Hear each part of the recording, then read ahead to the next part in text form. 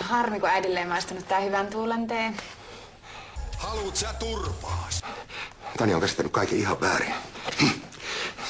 Vastaa se nyt tähän kännykkään, niin mä voisin selittää kaiken ihan oikein päin. No niin, että se pelimerkki niinku ihan vahingossa joutui sinne sun taskuun. Hiljaa! Mun ei tarvi selitellä sulle yhtään mitään. Tää ei kuulu sulle millään tavalla. Ei vastoin. Mähän kuulun tähän aika oleellisesti. Sillä mä on se häiriötekijä tällä sun peliurallas. Mitä? Nyt mä tiedän, minkä takia sä et halua, että Tanja tuhlaa rahojaan muhu. Sähän kärkyt niitä itsellesi, jotta voisit maksaa sun pelivelat. Kuule, mä en oo velkaa kellekään senttiäkään. No kukakohan sua uskoo? En ainakaan minä. Ja mä toivoisin, että Tanja näkee mahdollisimman pian sen saman, mitä mä näen.